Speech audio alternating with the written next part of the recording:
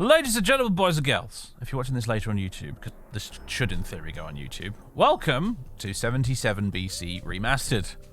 77 BC was a mod for Rome Total War back in the day. It was part of a series of mods, actually, called Fall of the Republic, Rise of the Triumvirate, I think, or the Empire, or something like that.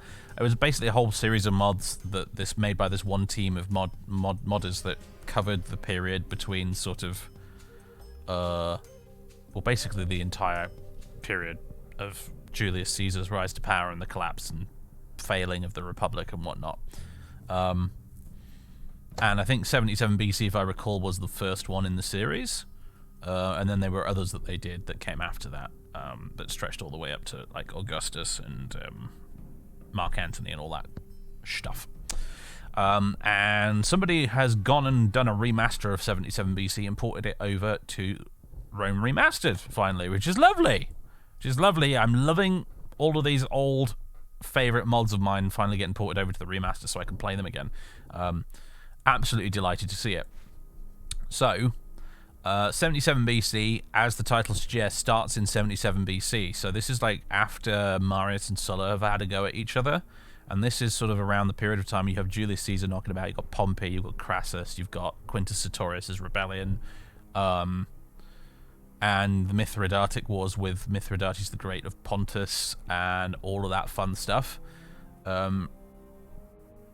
It's the twilight of the Republic, as the title said, you know, like it's the last days of the Roman Republic, and it's a really cool bit of history. It's obviously quite famous, and you have two options when you play this mod. You have the actual campaign, you have the sandbox campaign. The difference between the two of them is the regular campaign has quite a lot of like story scripting and stuff in it, whereas the sandbox campaign has all the scripting removed, and you can just play it as if it's a regular old game of Rome Total War. I'm going to go with the regular campaign. But here it is. So you've got Rome itself, and you can see on the little map there, they've already spread out quite far across the Mediterranean at this point. But there's also lots of other factions you can play as. You don't have to play as Rome, although we will be today. You've got the Sertoriani, which is Quintus Sertorius' rebellion over in Iberia. Who are honestly probably really fun to play as. You've got Casse, which are a tribe of Britons located in the southeast of Britannia. You've got Hasmonaioi. It's Judea, basically. It's the kingdom of Judea, down in Judea. It's one of the only Total War mods I've ever played where they're actually a playable faction. It's actually kind of interesting. You don't see that very often. You've got the Ptolemies in Egypt. Mauritania, you've got Parthia, who obviously by this point in history they're a big orange blob in the east at this point. Pontus, you've got the Arverni over in Gaul, yet to be conquered by Julius Caesar. You've got the Suebi over in Germania. You've got the Nabatea down there in sort of Arabia and Syria. The Armenians, who are huge. I mean, the kingdom of Armenia is massive at this point in history. The Dacians, the Bruci over there in like Pannonia, the Numidians, you've got the Sarmatians, the Cantabri over in the northernmost bit of the Iberian Peninsula, and you've got the Uaji, who are located over here in the East and Central Asia. So lots of fun things to choose from. We will be playing as Rome, though, because it's the easiest way to showcase the mod, to be honest with you. So we'll go with campaign and battle difficulty on hard, and yeah, no battle time limit, and follow characters. Let's go. They've still got the same old loading screens from the original mod, because they're in 4:3 aspect ratio, as you can see.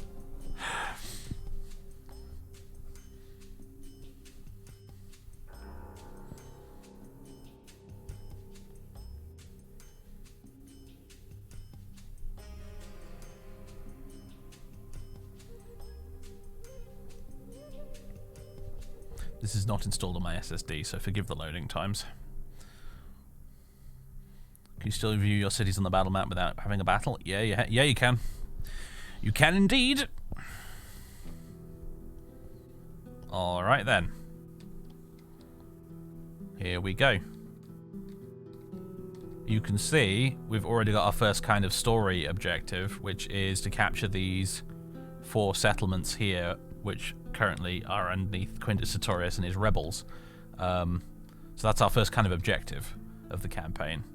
Let's see, we've got people in flight, yeah, rebels and Helvetii, which are people who are, those are horde factions. The Helvetii are up here, if I recall, right? Yes, they're up there in the Alps. Right, the 77 BC campaign.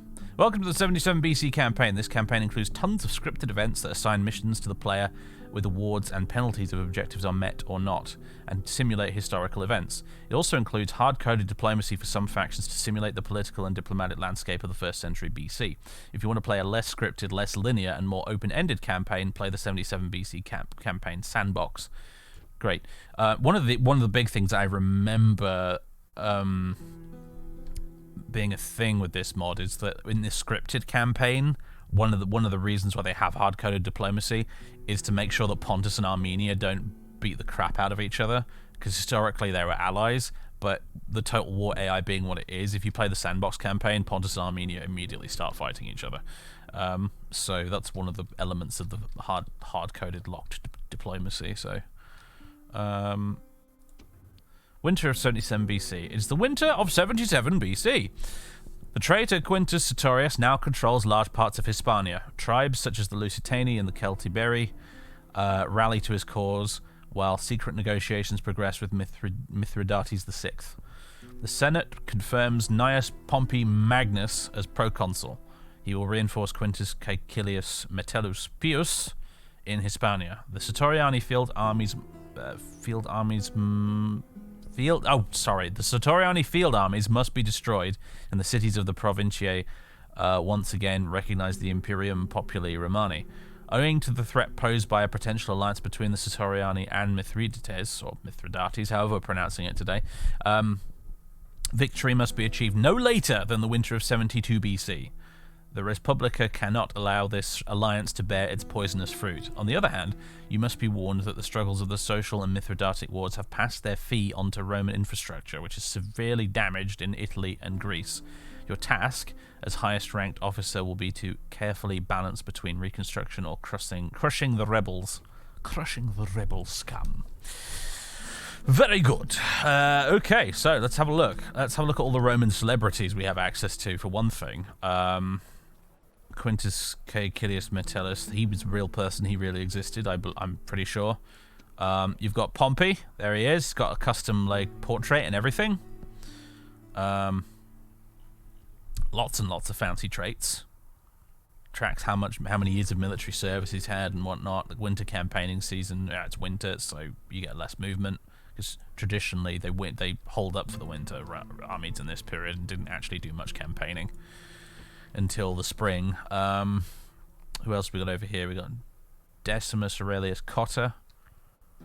He gets a few mentions, I think, in Caesar's Gallic War commentaries, if I recall.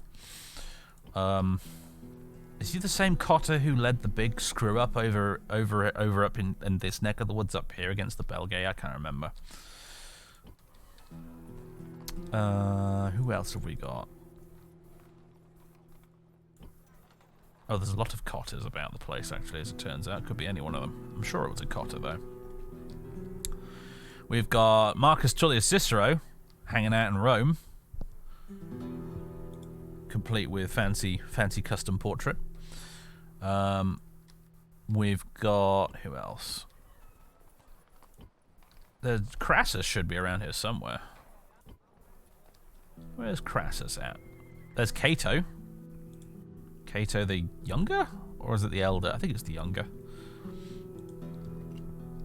I'm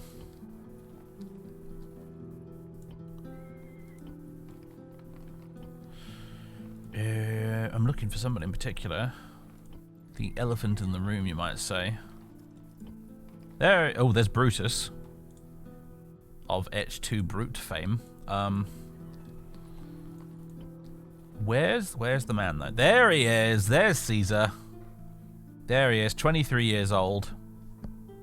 Hanging out in Sardis. There's Caesar, and there's one other guy I'm looking for who doesn't have a custom portrait, but there he is, Lucius Licinius Lucullus, who has one of the honestly most hilarious tongue-twistery names out there. If you ever played the game Expeditions Rome, you'll know this guy because he's in that game. Lucius Licinius Lucullus. Say that a few times when you've had a couple of drinks.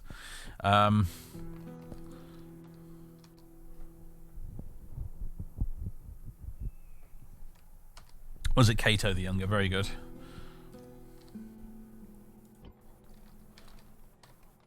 You loved Expeditions Rome. It was good, wasn't it? I'm rather fond of that game as well. Anyway, so yeah, there we go. It's the Roman Republic, everybody. Anybody else I'm missing?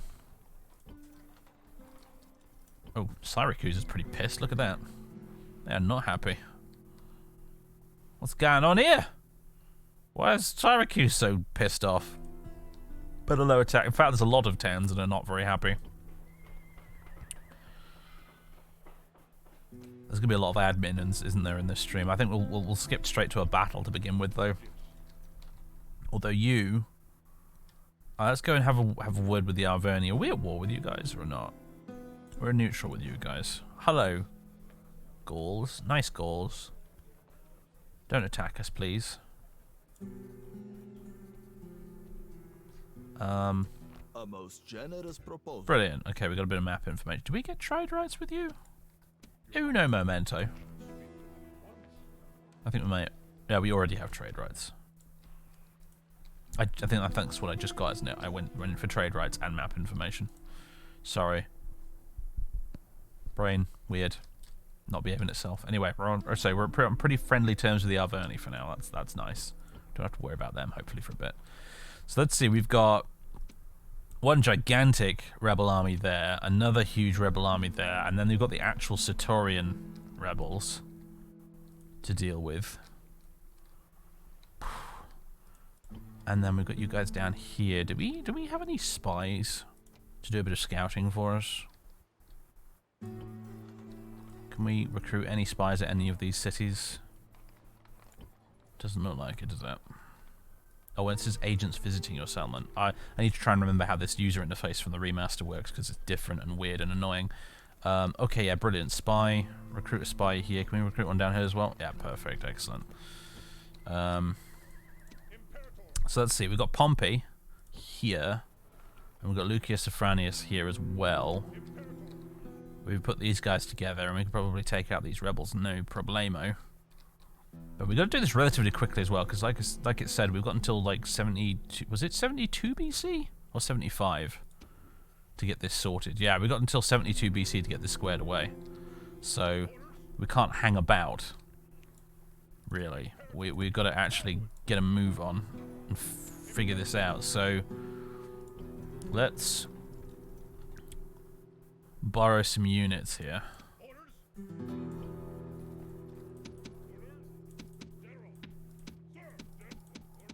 From Tarraco. Oh, okay. Have I got too many? We're definitely going to need plenty of legionaries. And these Gallic auxiliaries as well. Yeah, and that'll be fine, actually. Yeah, that'll do. You can... Ugh, how do I get out of this screen now? I'm still not used to the Rome Remastered user interface. There we go. And you guys can just head back into town. And Pompey's going to take care of these guys. Alright. Bunch of uppity Iberians with their Scutare Falcata infantry and their Equites Hispanorum and whatnot. We should be able to beat the crap out of these guys, but I wouldn't underestimate them either. Having said that.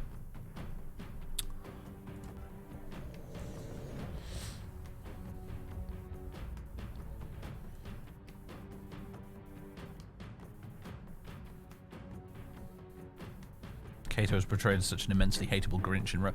Cato was fantastic in that series, wasn't he? He was hilarious.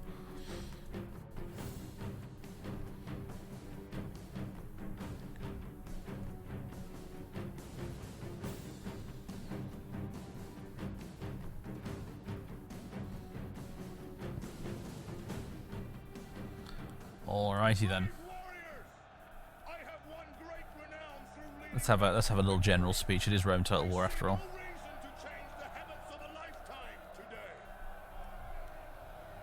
Rebellious slaves may think of victory, but we should make them think kindly of their masters' whips. They are deadly. And draw strength from this fact. The enemy are so low that no ally can be found to support them. They have been whipped to the battlefield like cattle for slaughter. We outnumber them by a small margin. From such small beginnings are great victories crafted. Those people have never met us on a field of battle. After today, they will flee at the sound of our approach.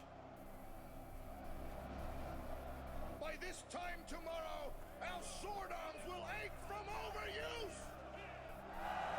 Hurrah! Very good. Alright then, Milado. Let's get this all set up and ready to go. So we've got the first cohort, which I think traditionally should probably go on the left. And then we've got all of you guys who can basically be the first rank, I suppose.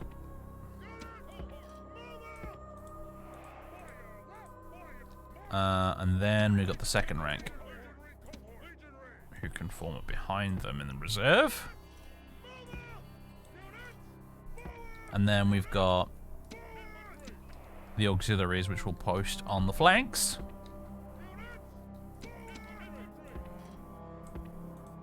Like so.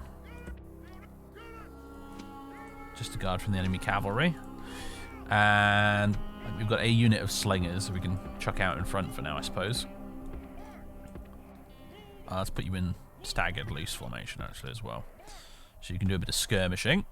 And then we've got our cavalry in reserve as well. We'll put a unit of those on each flank. And then we've got Pompey, who can just sit up front and do general stuff. Okay. Looks good to me.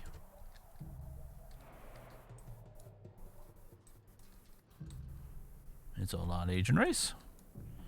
Glorious, sort of very low-res textures and everything, because this is ported straight from the original mod. Although I have to admit, actually, some of these models don't look too bad. They've held up relatively well over the years.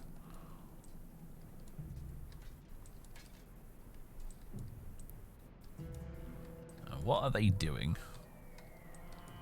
Are you guys in range yet? Oh, you're just outside of range. Let them come a bit closer, and you can start chucking some rocks at them. Here they come.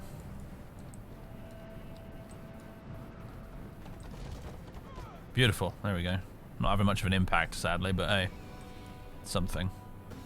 Whoa, hello. Check out these guys. Those are some very big spears you've got there.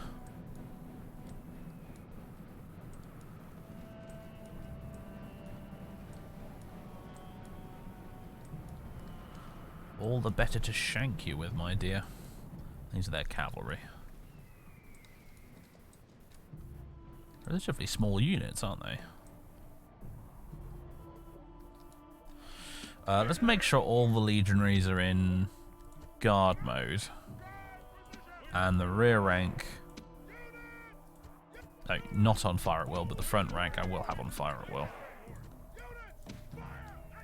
With their javelins and whatnot. The auxiliaries, the Gauls, don't have any javelins, but they can do war cry. As their little special ability. They're just going to stand there and take it for now? Looks like they are. Interesting. Guess I'm going to have to march up to face them. Happy to keep pelting them though for now. Unless, do you want to go? Guys want to move up and try and snipe their general? I mean, they won't snipe him, but maybe it'll make the AI get a bit angry. I'd like them to be a bit angry.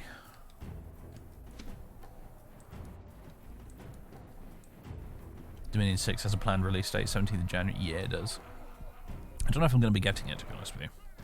As much as I'd like to support the developers, the Dominion 6 really does feel a bit like a glorified patch. The new features are not super impressive looking, and I feel bad saying this because it is a niche developer who really does need the support, but it's not The list of new stuff does not feel entirely worth a brand new asking price.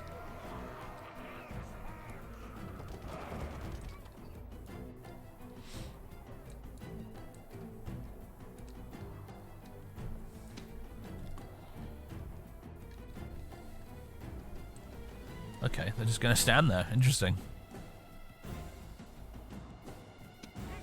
Well, how much ammo have these slingers got left? They've got a bit. I'll just let them keep at it then for now. If you're just going to let me chuckle my rocks at you, then make it so. Okay, there we go. We're out of rocks now. You guys fall back.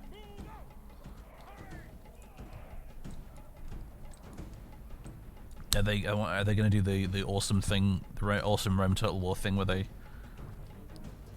go into single file to let these guys through? Oh, something I always loved about this game. Yeah, they're doing it. They're making gaps so they can come through. Well, this unit is anyway. These ones aren't. Such a neat little detail, that.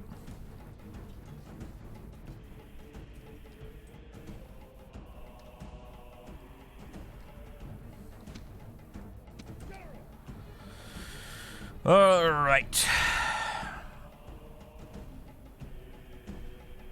Let's sound the advance, eh, Pompey? All right, one of the best things about the remaster is you can do the alt-click drag thing, like in the newer Total Wars.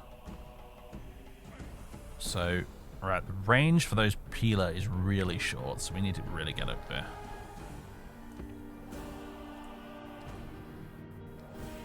Get marching, everybody.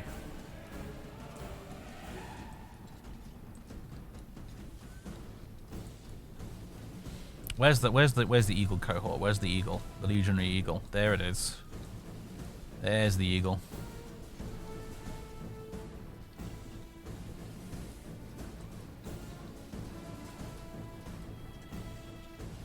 Flashbacks to that first episode of HBO's Rome. Looking at this lot.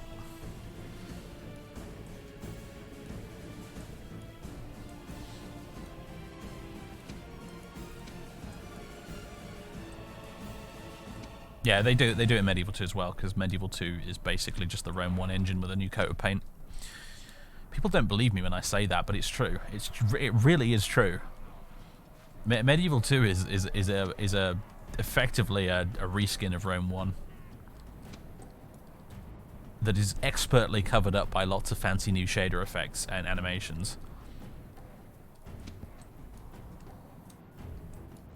And I can prove it to you as well, because if you ever make a new unit in a Medieval 2 mod and add it to the game and you don't provide a... if I open this, if you don't provide a little thumbnail image for the unit like this here, in Medieval 2, it defaults to the Rome 1 peasant image. Even in Medieval 2. It's the same engine.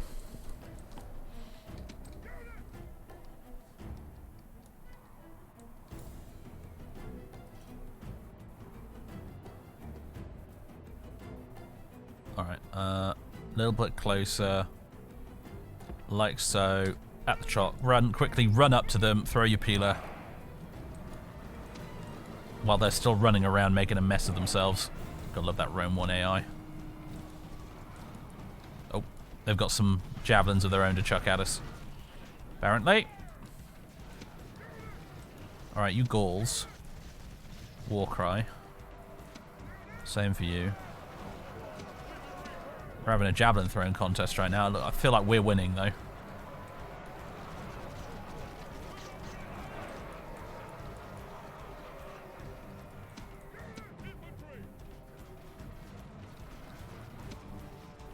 Charge. Send in the Gauls. I'll have you guys move over here onto this flank to kind of plug the gap. Whoa, whoa, not all of you, just these guys.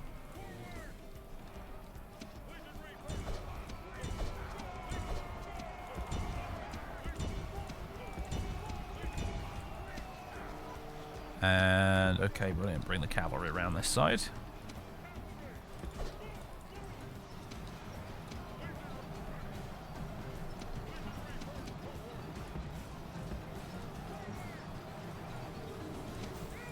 What on earth's happening here? How did you guys get around there on the other side? That's nuts.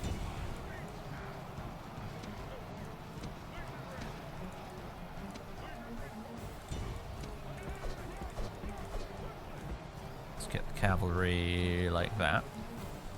And we'll go charging in. See if we can get Pompey to run through this gap that's been created here. Lead his bodyguard through.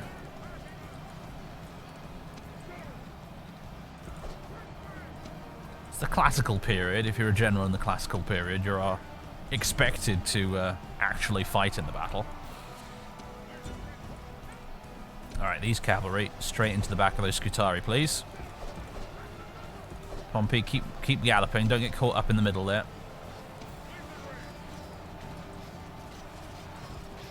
How things going? I think I would assume we're winning. Mind you, we are in hard difficulty, so you never know. Victory seems certain. I'm already missing the little icons from Attila. A lot of people got really mad about that when Attila came out. It got rid of these banners and instead had little coloured icons above all the units instead. A lot of people got really annoyed about that because they liked the banners and just, you know, it's the Total War fan base. They hate change. But I really liked it because... Let's bring you guys back out again, do a cycle charge. I really liked it because the icons showed you stuff like whether or not the unit was currently winning and what their morale was like and what other units nearby were a threat. It was really, really handy. Alright, Pompey, in you go. Now, a little Rome 1 cheap trick you can pull is you hit the rally button as they're charging. The general will stop and do his little rally animation, which means that he ends up at the back and doesn't go charging straight into the enemy, which means it's less likely for him to die. It doesn't work in Medieval 2, but you can do it in Rome 1.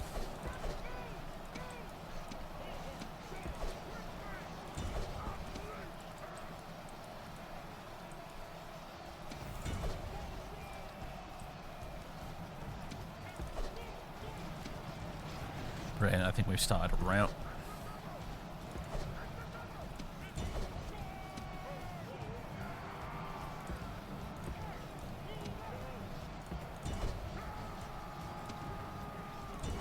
Alright, Gallic cavalry, you can start chasing them.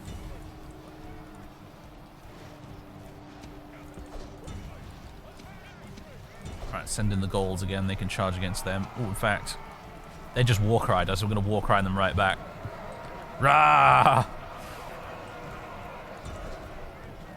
Get that charge bonus.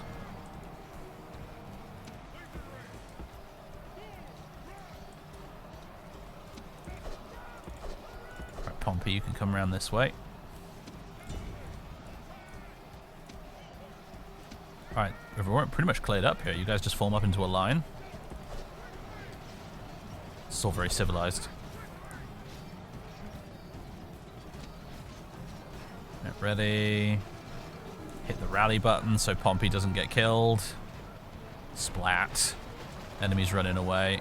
They've given up. They're running.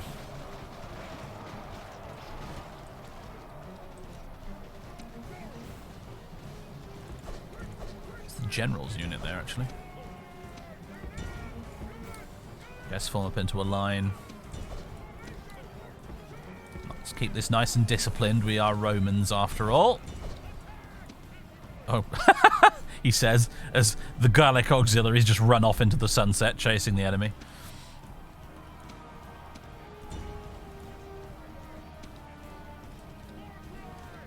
Do a little war cry.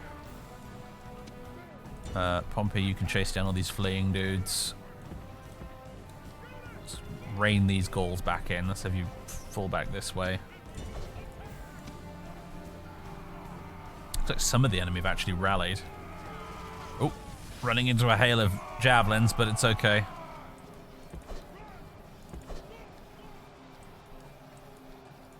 Why are you guys wonky? Pullo, formation. Come on. What's going on over here? Oh, there's a stubborn unit that's not routed yet over on this side.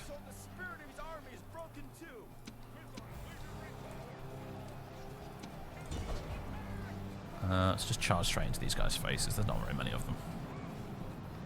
Maybe we can get them to rout with a single charge. Wavering. Shaken. Okay, maybe not.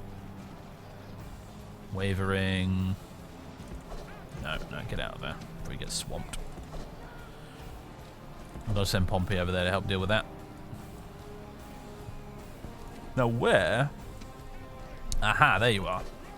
There's my other unit of cav.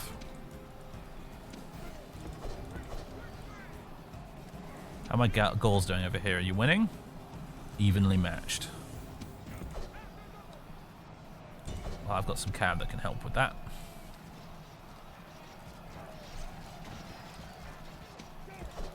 Let's try and get this over with so we can minimize casualties. We've still got a whole other stack of rebels to fight after all.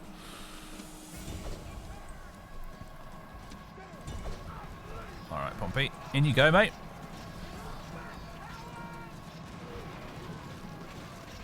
There we go. Victory! We've done it, and now we just need to run down as many of them as possible. And you guys can don't even bother, just walk back here. You'll never catch them. Well, there's a lot of corpses. Most of them are the enemies, although I have to admit the auxiliary's got a bit of a bruising. The first cohort lost 5 men? You guys over here, they lost 5 dudes in total. That's it. I guess they're the first cohort for a reason.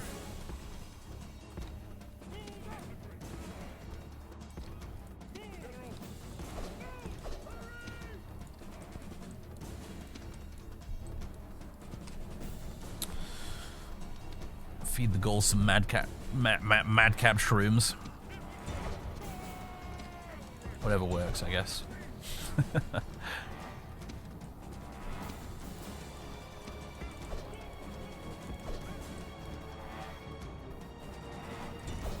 Is that the enemy general? It is. He's just there by himself running around. We actually somehow didn't manage to kill him. How amusing.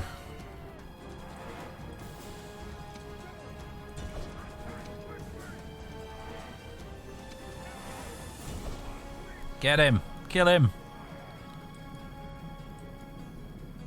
There he goes. Oh, or not. Sometimes you get a fake out with the little cinematic camera. It's weird. There he goes.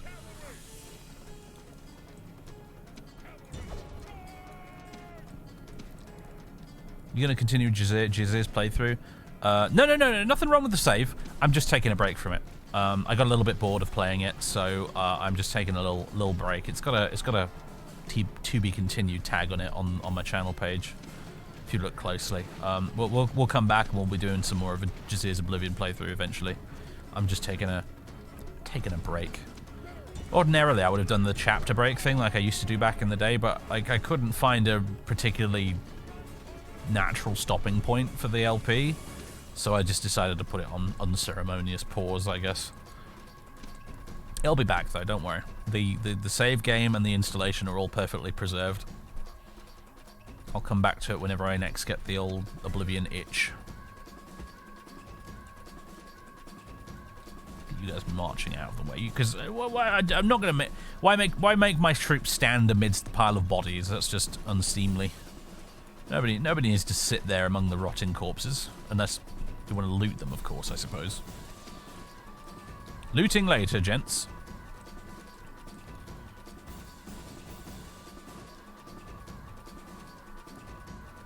Okay, I think we're pretty much done now. We can call this one exit battle. Brilliant. We lost 600 odd guys there. Pretty good. Who got the most kills though? Obviously, that's always the most important question. Oh, yeah, it was the cavalry by far. That tends to happen because they get all the kills from, you know, running down the fleeing guys, but the first cohort did not get a lot of kills, interestingly enough, but they also didn't lose very many guys either. They lost 8 in the end, and 4 of them are healed, so this cohort's Legionarius here, they did well. They got 139 kills. This one got 140 kills and lost only 35 men as well. And then these Gallic auxiliaries, they got only 57 kills. They lost nearly 100 guys, although nearly 40 of their casualties have been healed, which is lucky for them, I suppose.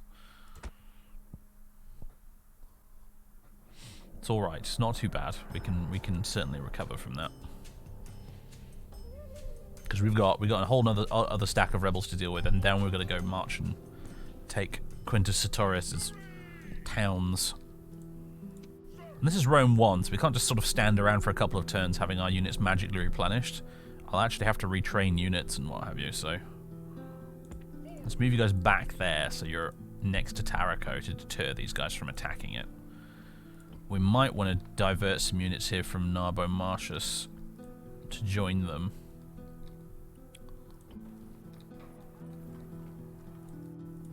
I'm not sure. These two towns are woefully undefended. Metellus is over here with his legion. It's about half a stack, though. I don't know what's waiting out here either. That's why we need those spies recruited, really. What else is going on? We've got the Helvetii, who are kind of, coming out of the Alps right now. That's not good. Do we have an army nearby that can deal with them? Lucius Verus has got kind of half a legion up there in Patavium. Oh, we've got a spy. Lovely. Let's move you up here. We've got Cato has about half a legion over in Salone. And there's a couple of half legions over here in Greece. And what have we got in Anatolia? What have we got? We've got quite a few units actually over here. We've got quite a few bits and bobs. Cohors Fimbriani. What are those? These troops are originally led to Asia by the consul Lucius Valerius Flaccus to confront Mithridates VI. However, in 85 BCE, Flaccus's harsh methods result in a mutiny led by the legatus Gaius Flavius Fimbria, who assumes his imperium. Surprisingly, military success follows, and the Pontic king himself is nearly captured. The Fimbriani rampage through parts of Asia, but upon the Treaty of Dardanos, Sulla confronts Fimbria, a former colleague of Marius. I can't remember what the C is short for. Caius? That might be meant. I think that's probably meant to be a G. I think it's Gaius Marius, forcing him to commit suicide. The two legions of the Fimbriani are not allowed to return home, becoming garrison troops under Lucius Licinius Murena. The Fimbriani subsequently fight under Lucullus against Mithridates and Tigranes, until finally being discharged after nearly 20 years of service by Aurelius Gabinius in 67 BCE. Interesting. That's kind of cool. There's a little unique unit there. I wonder if their stats are like better than regular legionaries then. You guys are like defense 26, attack 7. And you guys are... where are they? Defense 26, attack 7. Oh, they're about the same then. What about morale? Morale 19 versus morale 19. Okay, they're pretty much the same. It's just a flavor unit, I guess. You have an extra... well, no. They've both also got 1 chevron of experience as well. Hey, Lord Heck. How do?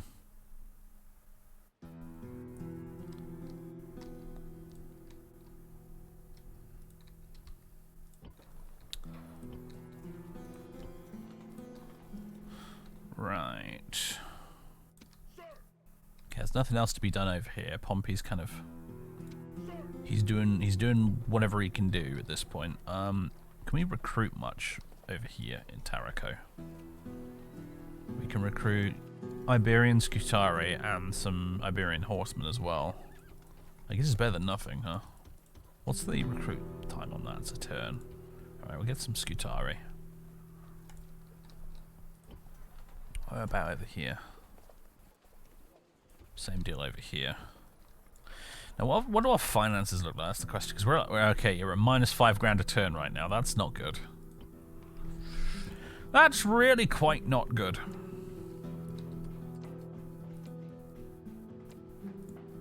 I have to crank taxes up in a few places, I think.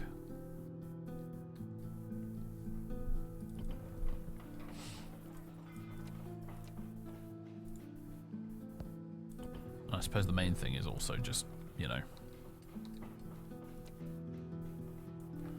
take additional settlements. That's the easiest way to fix your economy in any Total War game.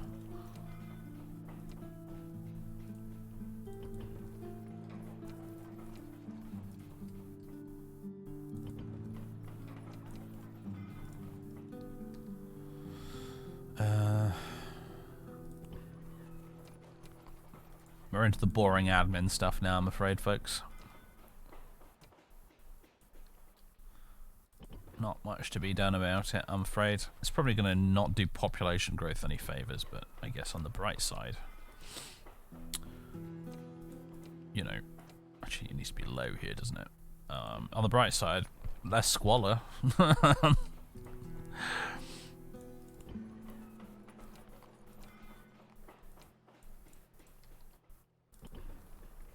I'll look into sort of what economic buildings we can build in a minute. I don't know, there might be some mines we can build somewhere, because those usually give you a huge income boost.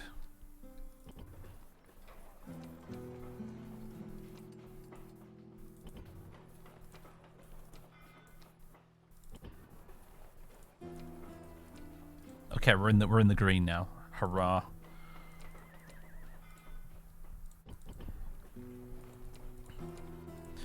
Taxing the ever-loving crap out of our overseas settlements would probably be quite historically accurate as well for this period as well. The Romans like absolutely gutted and squeezed their provinces to death in this period, which is what led to things like the huge rebellion that happened over here in Anatolia in favor of Mithridates of Pontus and whatnot. Same over here in Spain as well. Like they used huge sort of slave-powered mining operations to just strip all the gold and stuff out of the mines over in Iberia. The Romans just absolutely just they were not kind to the people under their care, to the point where they actually had to put a stop to it because it was leading to widespread rebellion and lots of people getting corrupt and, you know, lining their pockets at the expense of the Republic and what have you. Speaking of people lining their pockets, where the hell's Crassus? I didn't find him earlier. There's Brutus. There's Lucullus. Where's Crassus at? There's Caesar.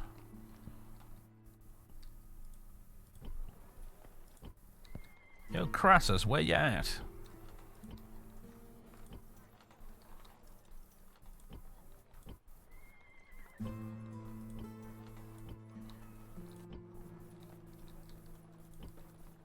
Should be around here somewhere.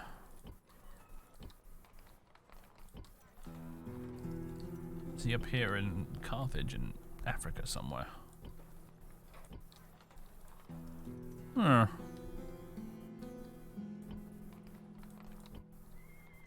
Somewhere in Greece?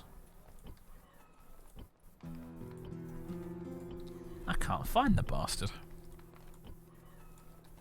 Where's Crassus? Come on, where is he? I wish I could search. There he is. Oh no, that's wrong. The wrong Crassus. There he is. Oh, he's in Ancona. Probably already clicked on him and didn't notice. There's Crassus. Destined to get molten gold poured down his throat by the Parthians. In case you were wondering where that particular gory death in Game of Thrones came from, it happened in real life, and it happened to this guy right here. No spoilers, but watch out for that Brutus character.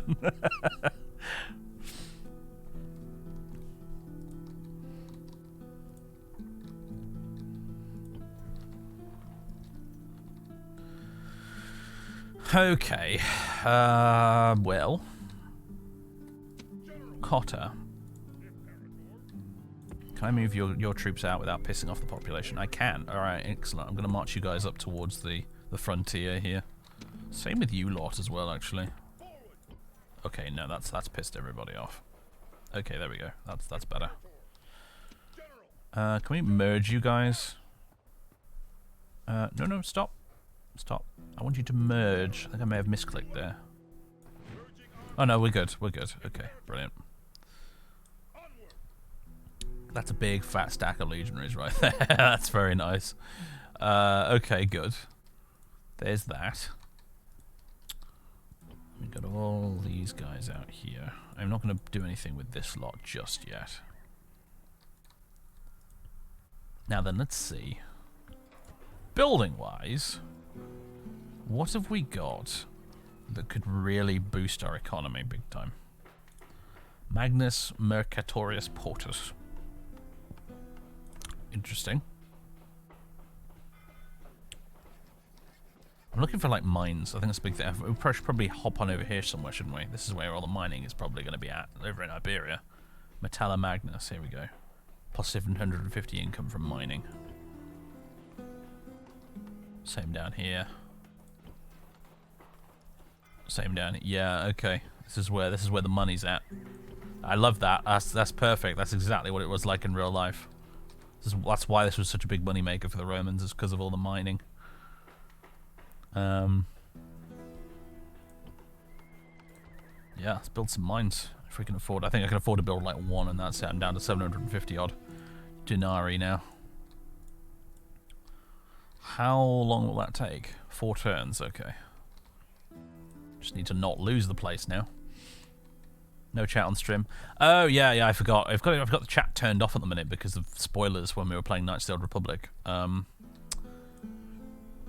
I could turn it on if you guys really want, but I'm not sure if anyone cares, to be honest. Do you guys care that much? Just noticing my lighting's a bit low.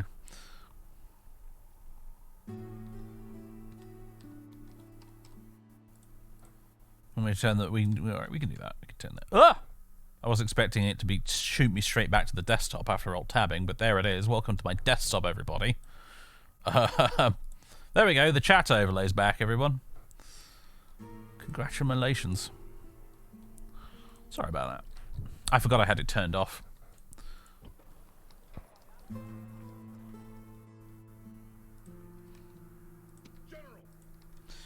Right.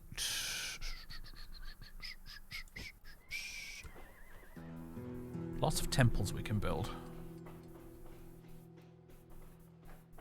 They all seem to do the same thing. It's just like, which flavor of temple would you like?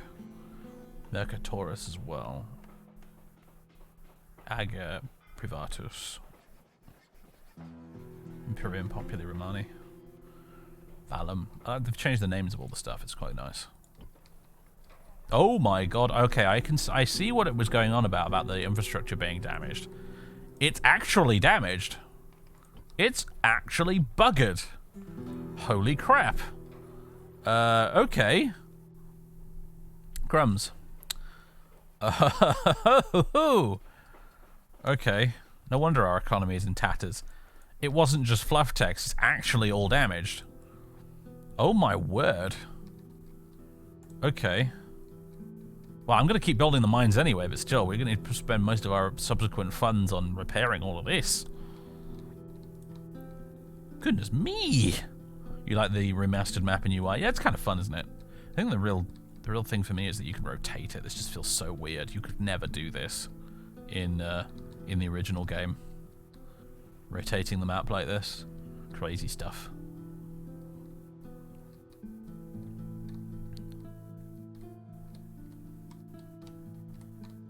And I can't actually get it to center again, which is actually a little bit irritating, but never mind.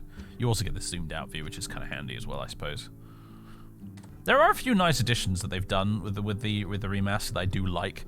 I think they went a bit overboard in changing the UI just for change's sake, though. I generally speaking prefer the original user interface because it was just easier to read instead of having everything nested away in tabs within tabs within tabs.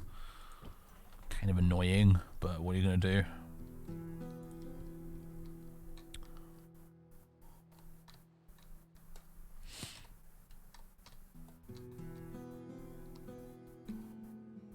Rome demastered Rome, but it runs like for the first Shogun. That'd be great, wouldn't it? Actually, I'd play that with the campaign map. That's like a Risk style map where you move pieces between. That'd be really good. I'd play that actually.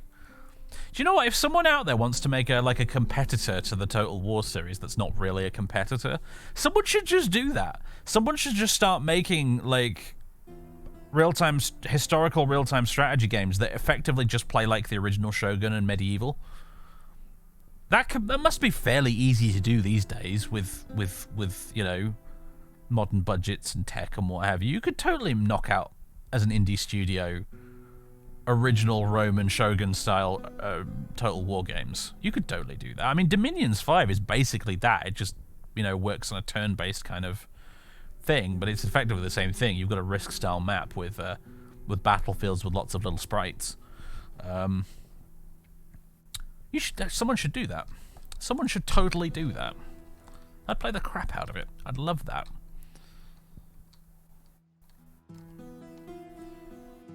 Anyway, I think it's time to hit end turn. I don't think there's much else we can do for now other than potentially move Metellus somewhere, but I just don't want to because I don't want to go anywhere without scouting a bit first.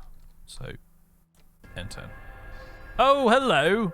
It's the man himself, Quintus Sertorius, here to come and take my damn settlement, the one that I'm building mines in, I should point out. That sneaky bastard.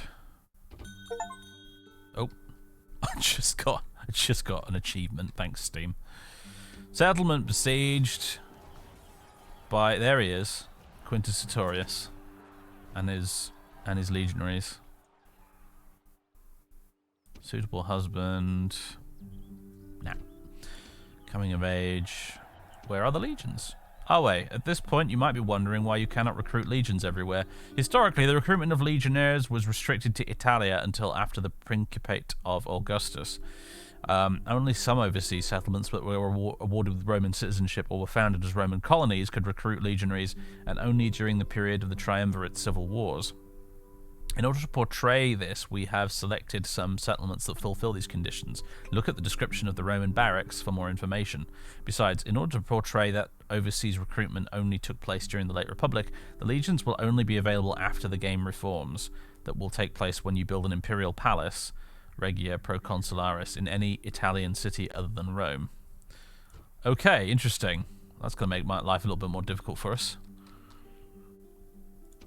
Alliance announced the Arverni and the Swabi. Bunch of other stuff. Retinues and things. Strongest faction. Unsurprisingly, that's us. And also largest as well.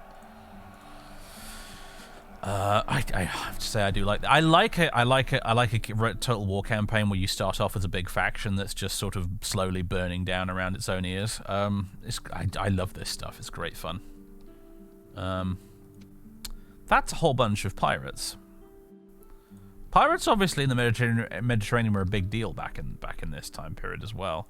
They were a real pain in the ass for the Romans to deal with. So, not a surprise to see them milling about the place.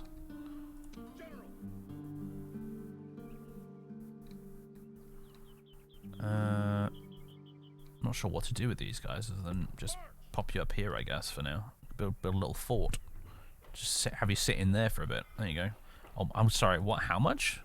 500 denarii for a fort? Nah, heck that. That's not happening. We've got infrastructure that needs repairing.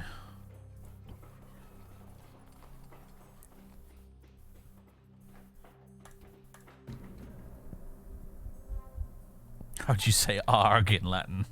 Arr! Okay. Pompey. I need you to pull our nuts out of the fire, my man. I also need you to... Let's see. Auto-sort unit cards. That's a good start. Auto-merge units. That frees up a couple of unit slots. Right, I need him to now go and deal with this stack of rebels over here, I think. And then I don't know what we're going to do about old Quintus Sertorius. I guess I could send Metellus to go and deal with him, but Metellus' army is really small. It's not really up to the job. Oh, hello. Oh, hello, look at that. That's one of Quintus Sertorius' towns, but it's about to revolt. It's, you know, they're really unhappy right there. That's weird. I'm not used to seeing AI cities in revolt like that. That's kind of unusual and strange.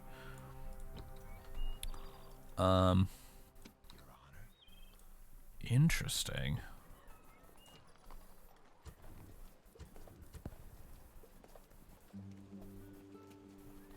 We don't really have any money to recruit anything either.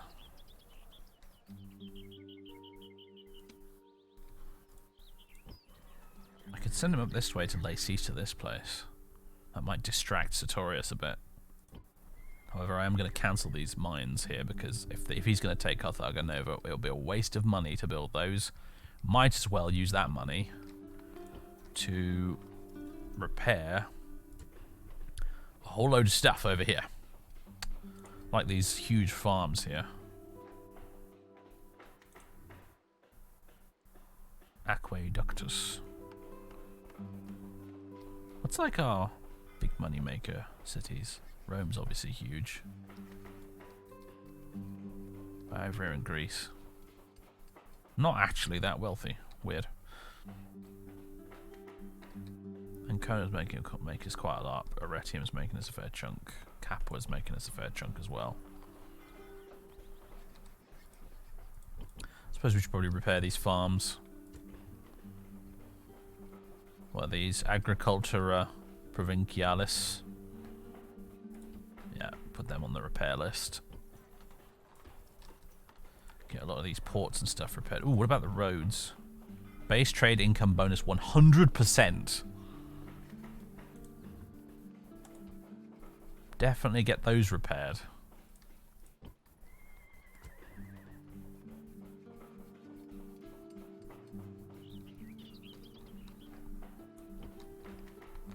Anything else we can repair on the cheap? I mean, there are things we can repair, but I'm thinking specifically like economic buildings we can repair. Because our general lack of monies at the moment is a bit of an issue. What's this here? Thermae. Oh, it's your baths, right? Or what? No, I'm looking at the wrong thing. That's your Thermae. Them's your baths. This is your Imperium Populi Romani. Trade income bonus. Law bonus. Yeah, you can repair that and all. Okay.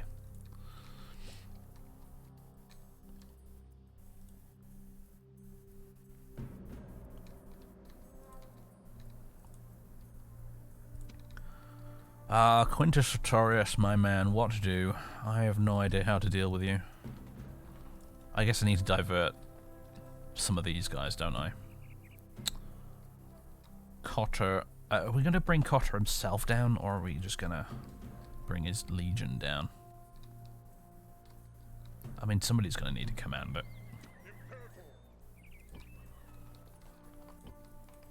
So I have to just leave Narbo Martius without a governor.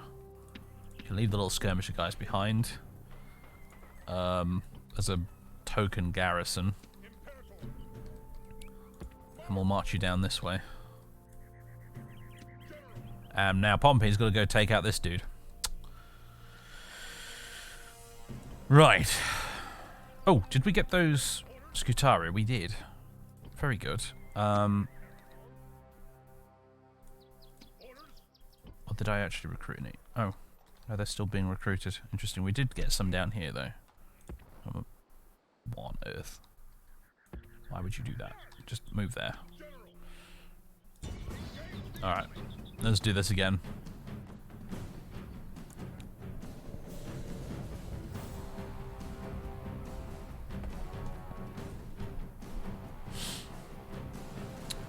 Oh yeah. The pike phalanxes were stupid OP in the original Rome.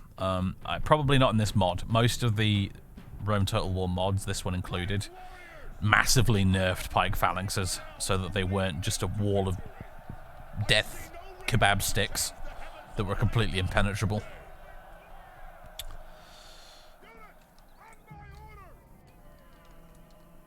Alright.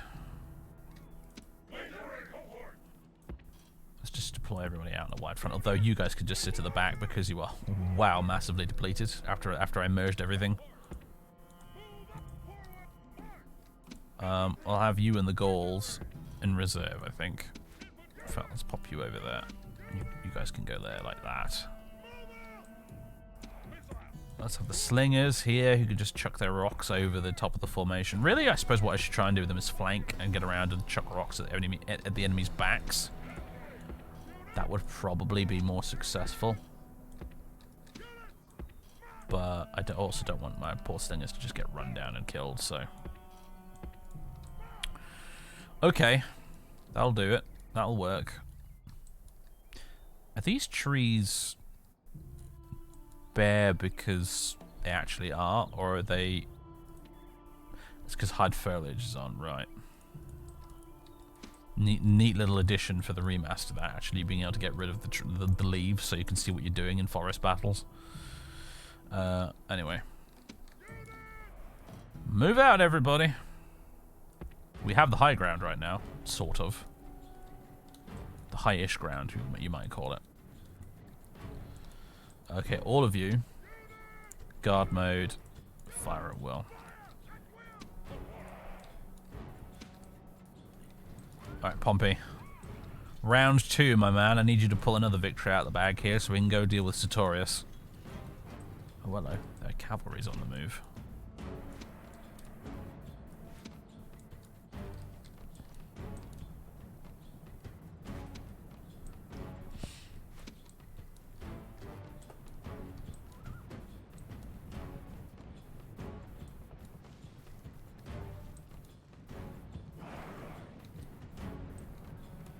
They're going to come to us, or what are they doing? The slingers are already at work. That's good.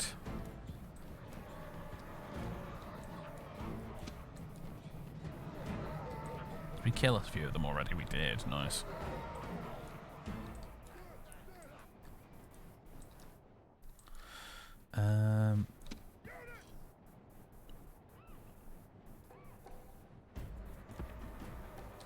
Run. Quick march.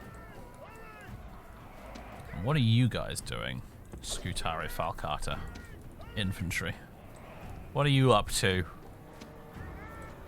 Warcry. Oh, hello, they've charged straight into us. Are you running away now? Come back here, you. Oh, they're trying to engage my cavalry with... Oh yeah, these are spearmen, actually, to be fair. That makes sense.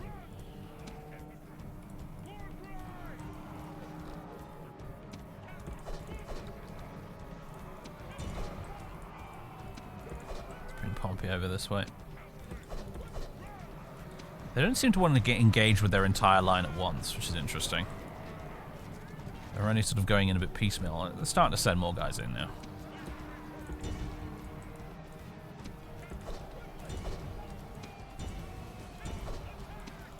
Okay, now you guys move up this way. Pompey, let's send you around the flank as well.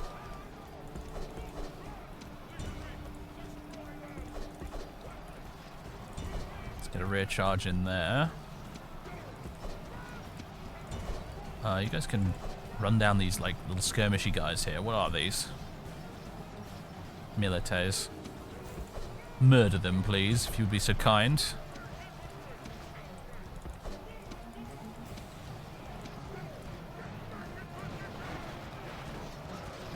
Excellent, they're already wavering. Another unit is routing. Gotta remember to cycle charge the cavalry because they're not really meant to stay in prolonged combat.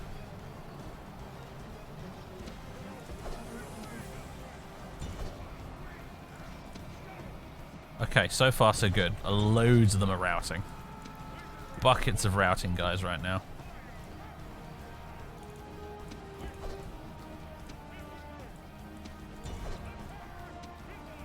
You slingers, tell you what. You guys run over here and you can start throwing rocks at the backs of these guys. Although, we've just routed them, so never mind.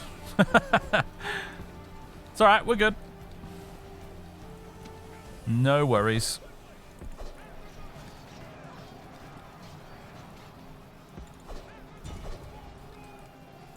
What's Pompey up to? He's just running down fleeing Iberians, he is.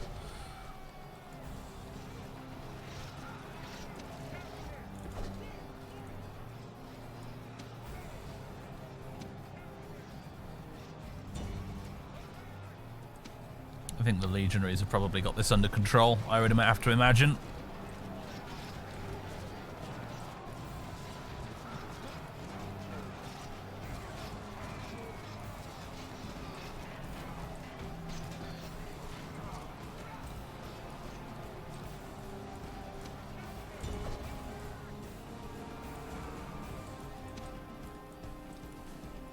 Who's going over here? Fine, fine.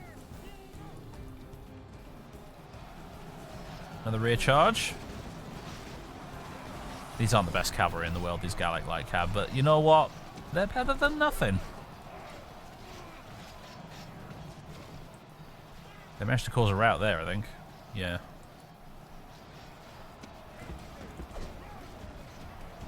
I tell you what, these Iberians are being awfully stubborn. They still don't want to break and run, do they? The whole lot of them.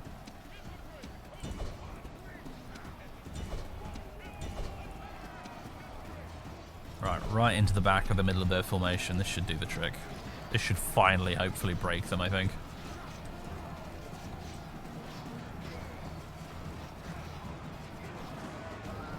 There we go. There's the mass rout.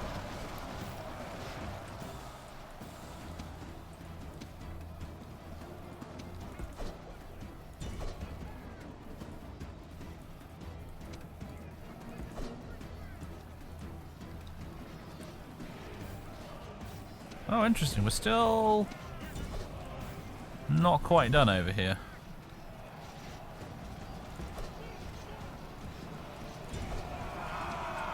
I attribute this to hard difficulty. Oh, there goes the general, unceremoniously stabbed in the face.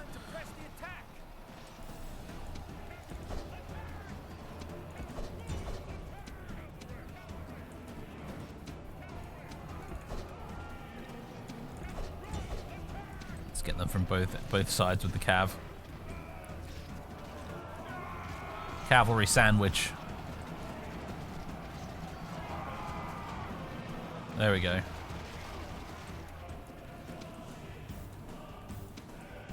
What have they got left? What's not route? Oh, that is everything. Brilliant.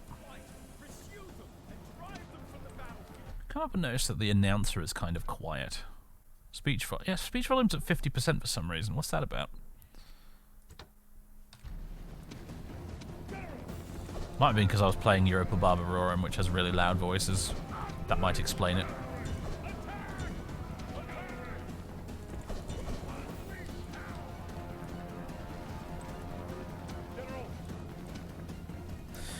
Are there generally more battles in Rome Total 1 compared to 2, or is it just the way this campaign is set up? Yeah, Rome 1, I think, on the whole, generally tends to have way more battles because the AI is able to just spam stacks like Billy-O in Rome 1. There's no limit on how many, you know, armies you can command on the campaign map. In fact, one thing the AI particularly likes to do is instead of getting full stacks together and marching them around like the player does, the AI in this game and in Medieval 2 tends to get lots of little tiny small stacks and just swarm them all over the map. So you have battles upon battles upon battles for days in Rome 1 and Medieval 2. Whereas in Rome 2 and Attila, the AI is forced to group all the units together into proper stacks, and there's fewer of them.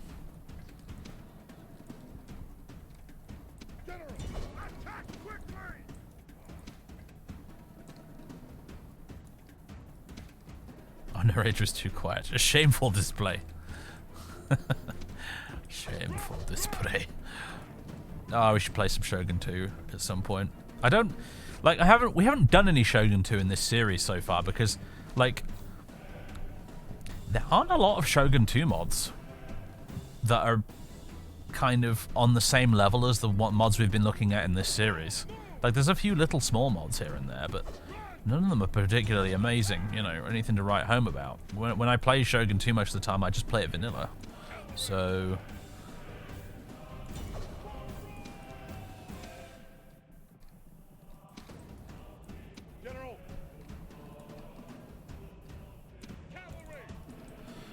well, I think that about wraps up. There's a few stragglers here and there, but I'm content to let them go. Well done, everybody. We've slaughtered another band of rebels. Rebels, that's quite a cinematic little picture there, isn't it? I like that. Okay, we took 240 casualties in that one. Virtually nothing. Still got plenty of men left to go and fight Sertorius.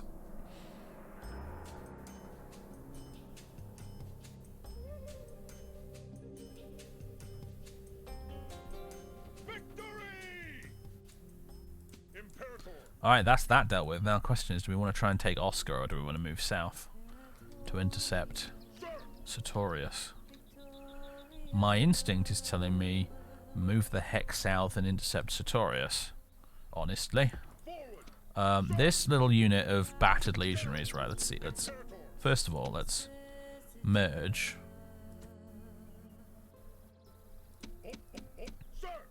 Which has left us with a couple of extra unit slots, I think. Excellent. So, this unit of Scutari can join them, and an extra unit of Gallic cavalry? Yes, why not? You guys, you're heading down to Carthago Nova to fight Sertorius eventually, hopefully. Meanwhile, Cotta, he can take Oscar, is what I'm thinking. That's his job. Metellus, I don't know what to do with Metellus right now, if I'm honest. Yes, master. Secrecy. I don't know what's lurking over here. He could march up here and take that, but I think if Sertorius were to turn around and attack us, I'm not confident that Metellus would actually be able to win that battle. So you gotta pick your battles. You gotta pick the battles you know you're going to win because you outnumber the enemy. If you fight them like 50-50 odds, you're doing something wrong.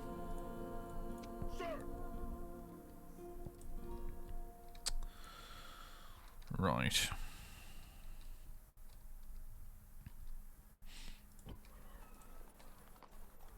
On the bright side, all this attrition we're taking is lowering our expenditure, so we're getting more money each turn. The fewer soldiers we have to pay, you know. Ooh, new retinue member for Pompey, a heroic savior, and also he's a good commander now. But he should be. He's Pompey. I mean, he's already got like 6 stars, so.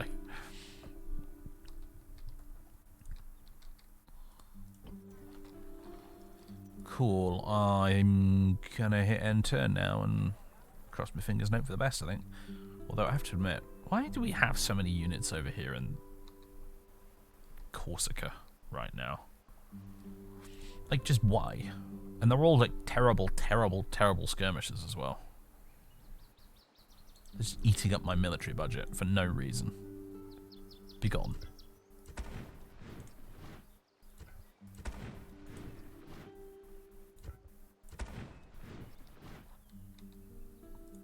Oh, hello. It's the Numidians. I hope you're not planning anything stupid, sir. Like, I really hope you're not planning anything stupid, because I don't have a free army to go send over there to deal with you if you are planning something stupid. Like, I really don't. There's, like, nothing here. There's not much in the way of stuff I can recruit, either. I can't recruit any legionaries over here, I don't think. Can Syracuse recruit any? No. Oh dear. Yes, Numidia, please be nice. Please no fight. We've got a diplomat there, which I reckon he's not. I don't think he's actually doing any diplomacy. I think he's just trying to bribe this city right now.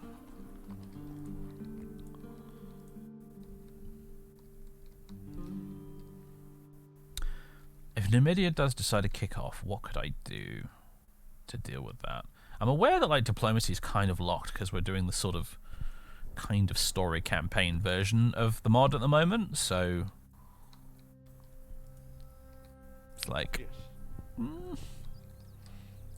also keeping an eye on these guys, but they don't seem to be doing much either. Having said that though, okay, Batavium's kind of mad. They're kind of angry. They're kind of pissed I moved the troops out. But I'm going to move you guys over here just because I think I need you there, honestly. 2 full stacks of migrating Helvetii, who are not necessarily going to attack us, but they might. Oh, hello, Publius Aurelius Cotta. You just came of age, didn't you? Let's move you over to Batavium. You go hang out. Oh my god, he's actually made them more angry. How did you manage that, dude? No taste for blood. This man apparently has little interest in proper Roman traditions like the games. +1 to unrest. Bro!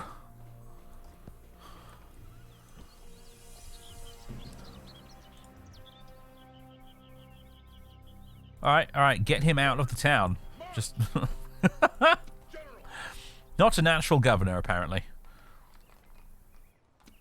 You go hang out with your dad again in Genoa, I suppose. Jesus.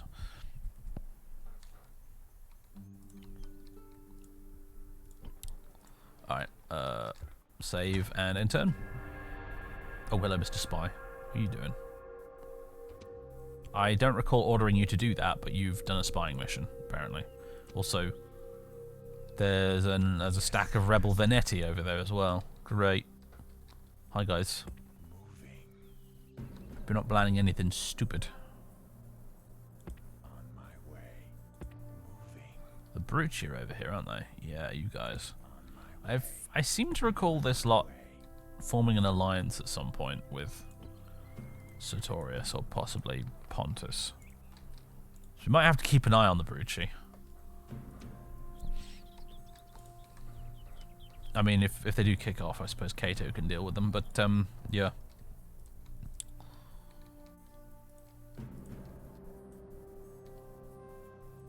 Alright, intern. Oh, hello! Sertorius has changed his mind. He's marching towards Gaddis. Trade rights. Oh, you guys want trade? Okay, yeah, we can do that. Thanks. We can do that. That's fine. Oh, sure, whatever. Marriage celebrations. Okay, faction announcements. New family member. Somebody called Octavia has died. Whole load of retinues expanding.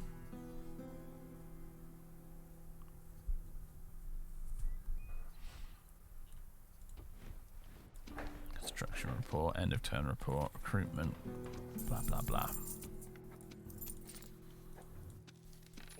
Alright, you, Sonny Jim. You can go besiege Oscar. Pompey! Milato! You can march this way. Okay, yeah, so we've got Gnaeus Fulvius. And we've got Quintus Sertorius. And they're both bearing down on poor Metellus here. And the port's been blockaded for good measure as well. Holy crap. Hello, guys. I wonder if we can take you guys out without a fleet. We've got you outnumbered at least. Anyway, in the meantime, we've got another pile of money to spend, and it's virtually all going to go on repairing our tattered infrastructure again.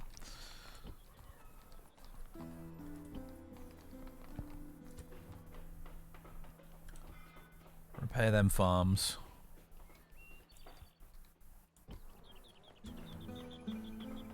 And anything else we can afford while we're at it, I think.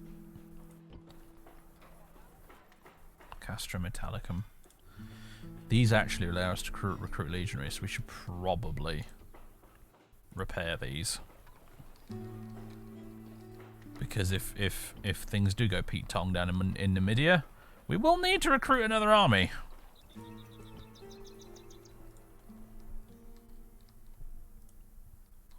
I don't want to move any of this out because we're going to need this to fight Pontus, I imagine, at some point. Hey, Zach Taft, how you doing? But Governor, we wanted to be eaten by hungry lads. How could you? How could you? How could you? Who's governing Pergamum at the moment? Oh, it's Lucullus, isn't it? Yeah. Can we recruit much in the way of military units in Pergamum? Not in the way of good ones, no. It's all a bit crap.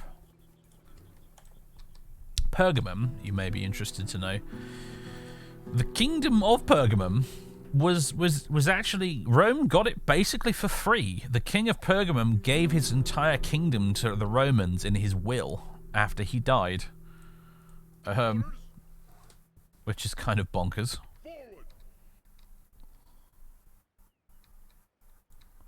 So Rome basically just got a whole chunk of land totally for free, including a very valuable city.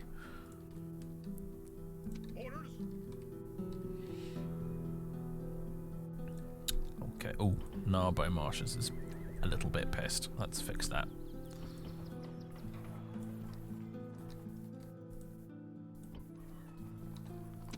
Oh, there we go. It's this spare unit of Scutari. You can join them there.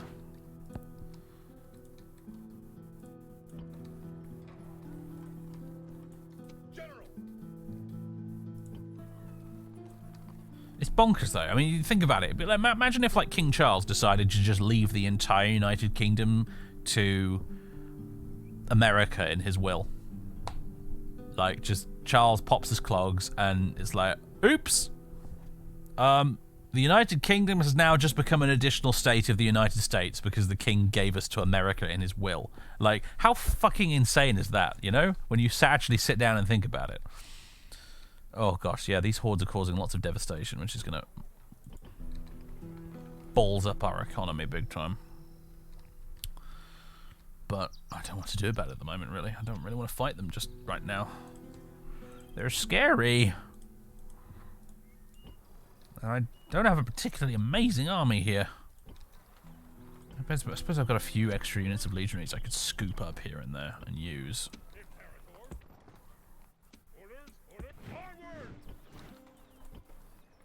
And some additional Gallic auxiliaries. In fact, you useless little goit, Cotter, Publius Aurelius Cotter, you can command this little relief column here.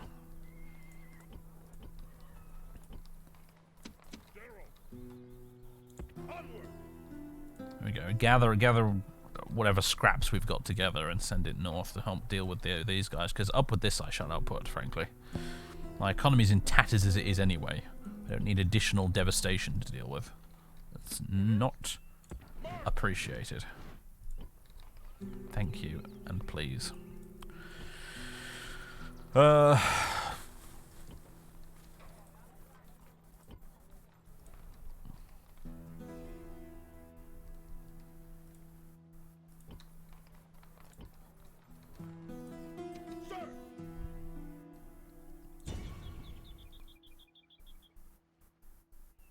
Let's queue those up in case I forget later. Alright, end turn, let's see what happens. Well, that's not a surprise. Oh!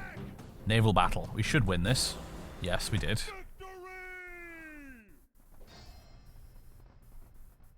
The Brucci are expanding. Yes, master. Oh, hello. We got some more Sertorian cities over there. Although they're not the ones we actually need to take, I don't think. It's good to know that that's over there. Okay, faction announcements, lots of expanding retinues. Repaired these big farms over in Brindisi. Look how much my budget has jumped by doing that as well. It's a big deal, having those things damaged. Okay, let's see. Where are the fleets? It's another pop-up message. Due to historical accuracy, we've restricted the construction of high-level fleets for the Roman factions to some settlements. Rome, Massilia, Gades, Pergamum, Byzantium, Syracuse, Rhodes, Nicomedia, Trapezus, Alexandria, and Leptis Magna. Enjoy your game. Cool. Okay. I appreciate the dedication to this historical angle. Alright. Now the question is, do we besiege Castulo, or do we just go straight for Sertorius? I think we just... if I'm Pompey, I'm saying fuck Castulo. I'm going straight for Sertorius. Well, I have a feeling Sertorius might retreat if we do that. Also, hello. It's the Cantabri. They have arrived. And they're also at war with us, by the way. Uh-oh. I didn't realise that. Okay.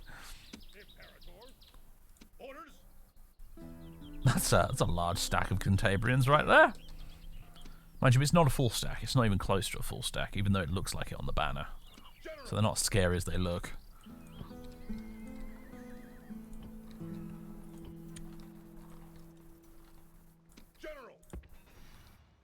Now that right there is a full stack, although an awful lot of it is like random characters.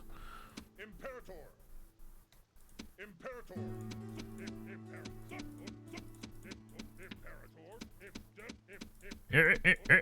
Imperator. Okay, we've just been ambushed. I wasn't expecting that, I must admit. This could be about to get messy. Alright.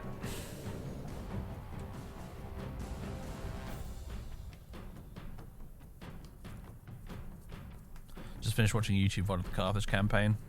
You'll find you one here. Serendipity, my friend. Alright, I don't think their ambush succeeded though, because we are still allowed to deploy. So there's that at least. The jig is up, it would appear, and we are going to be able to deploy properly.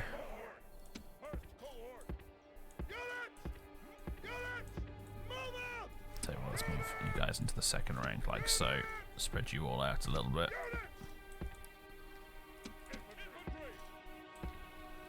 Gauls on the flanks.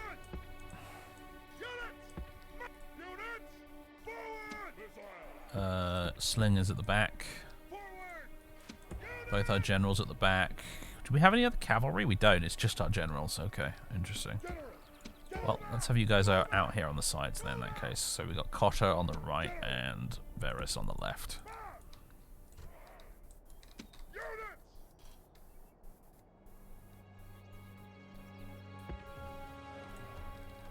And I think I'm going to pop over here and click hide foliage.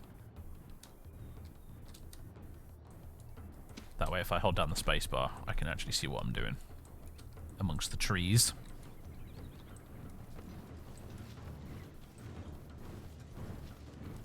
So, the Helvetii. Here they are. Love the shields.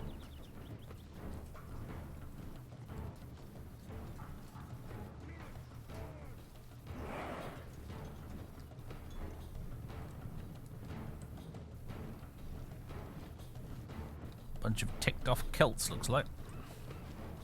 There's their general.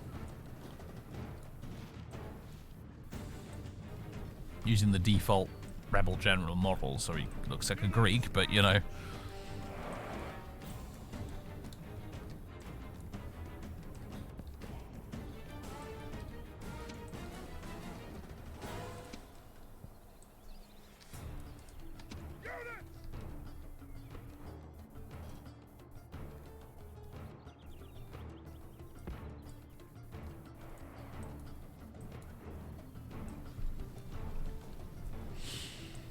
All my homies hate Celts.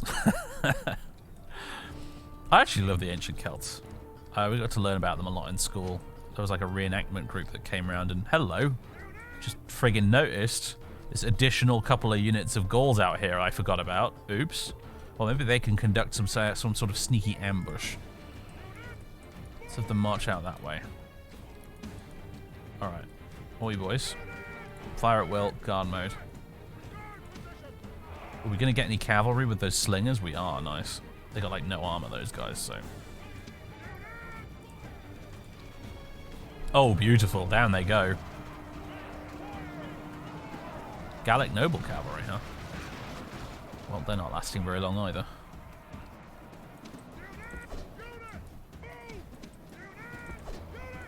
Okay, have you guys move up quickly.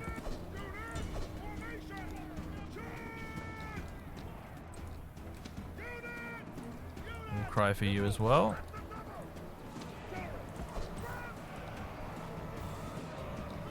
Okay, this should be pretty straightforward, I think. But they're sending in their slingers into melee? What are they doing? What are they doing?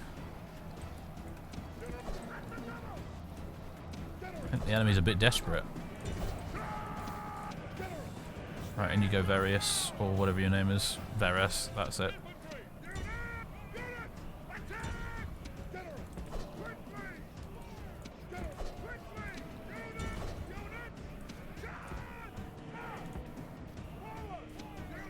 You guys war cry. War cry. Charge. What are these guys? Guy Sumuirios. Something like that.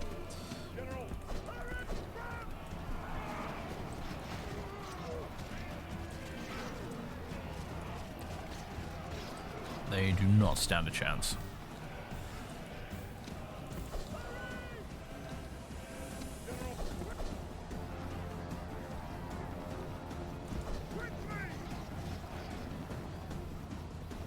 But these guys could use a hand.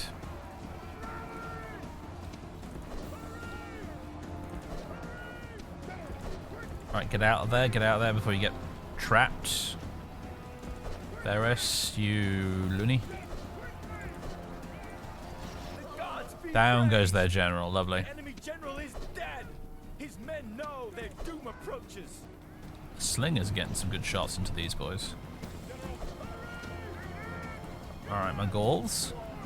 War cry and then charge into these boys. Let's get Cotter out of there as well.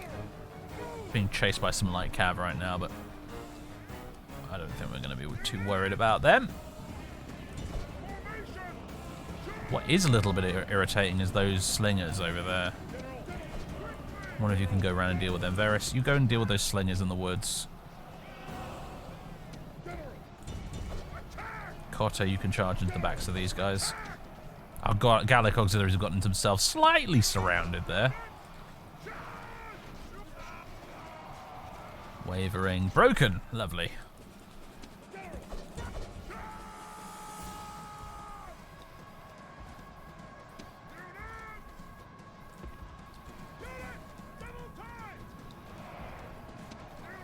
Loving this big blob of Gauls over here that's just rampaging through everything. Oh, we're done. I almost accidentally clicked the end battle button there. That would have been annoying. Can't end the battle. We need to run these peasants down. There's murder to do. Can't have them escaping.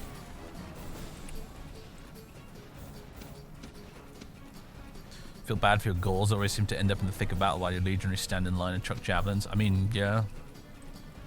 What can I say? These guys are expendable. The legionaries, not quite so much. But hey, you know, it's okay. We love these guys. They're absolute heroes, these boys. How do they stack up, like, stats-wise compared to the legionaries, out of curiosity? Defense 22 versus 25. Arm 6 versus 10. Melee attack 2 versus 6. So very low melee attack. But they do have War Cry, which boosts that. They're also better in woods and snow. The morale's not bad either, actually, really. They have way better charge as well. They get a charge bonus of 6 instead of 2 compared to the legionaries. So, like, I think overall the legionaries are better, but actually these Gallic auxiliaries are pretty excellent units. They're more mobile. They do better when they get a chance to charge and flank and do their war cry and stuff.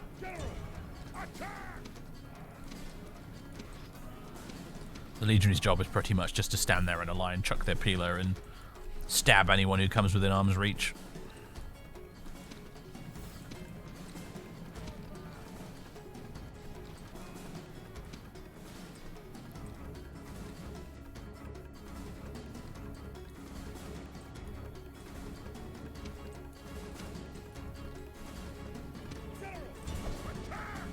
Alright.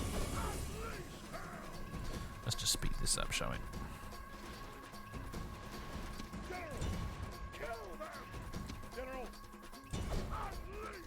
Is there a unit over here fleeing? There is. Go chase them down as well.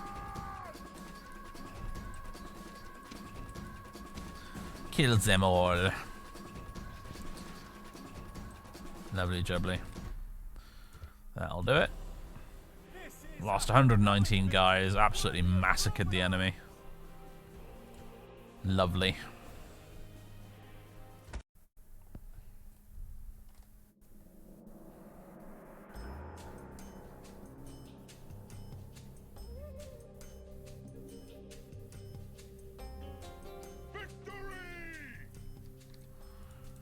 Well, that's a good start. sort the unit cards. That's what I wanted to do before that battle began. Are there any mercenary cav units we can pick up? Yes, let's get these Gallic-like cav.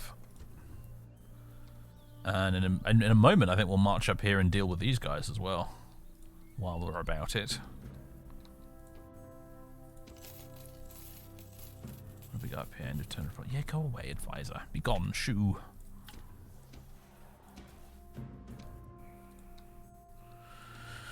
Right. Gades is still under siege. Pompey, it's your turn to go and deal with Sertorius. Now, we've got 5 minutes technically left of the stream, but I will go for however long it takes for us to fight this battle out and finish off Quintus Sertorius, that rebel scumbag. With it, this will be an interesting battle though, because he's got actual legionaries. He's got cohors legionarius as well as supporting Iberians too. I mean, we've got him outnumbered, but we might take some decent casualties in this one. So there we go. Pompey versus Sertorius. I'd love to do a campaign of Sertorius though, actually, I have to admit. I bet that's a lot of fun. Good candidate for a Let's Play, I think, actually, that a Quintus Sertorius campaign.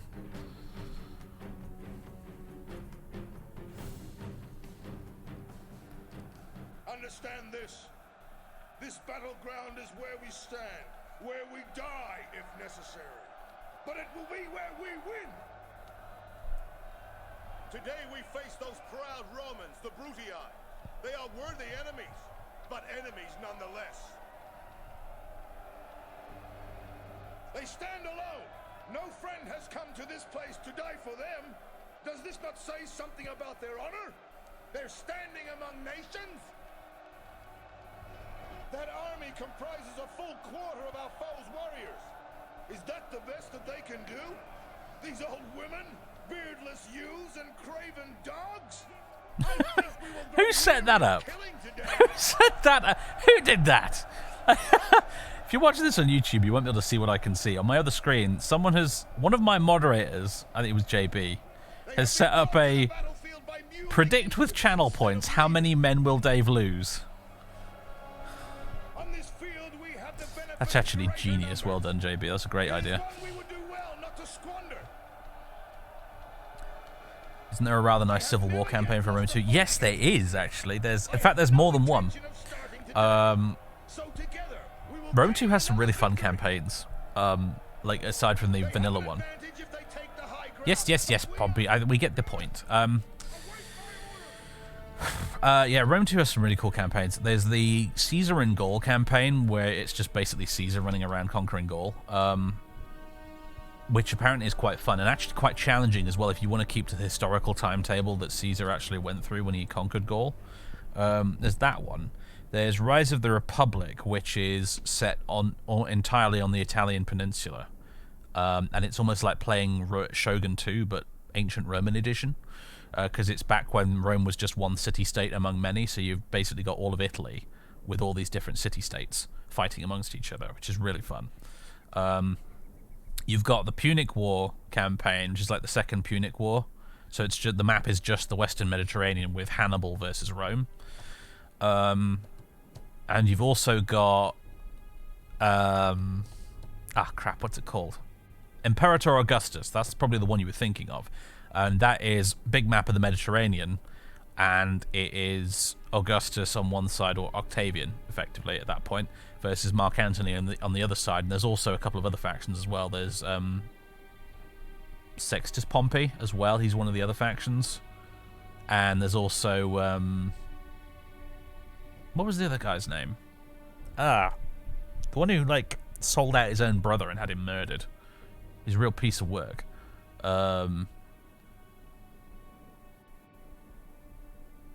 In the Rome TV series, they sort of portrayed him incorrectly as being a bit of a dumbass. Crap, what was his name? He was when Octavian and Mark Antony divided up the Republic between the three of them. He was the guy who got Africa. Lepidus, thank you very much. Yes, Lepidus. He's the other one you can play as. So that's a fun campaign. And then the last one they did for it was Empire Divided, which is Aurelian, is basically the rise of Emperor Aurelian. So you got Aurelian, you've got the guy whose name I can't remember, who's in charge of Gallic Rome, the splinter of the Roman Empire based in Gaul. And then you've got Queen Zenobia, based over in the east, in the Palmyrene Roman Empire.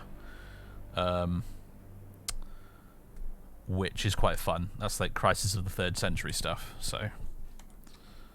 Yeah, there's a lot of good campaigns for Rome too. Now then.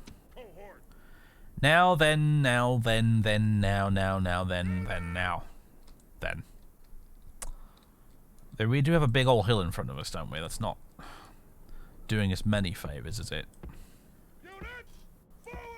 I think I want a wide line here. The first cohort on the left in their appointed spot. Have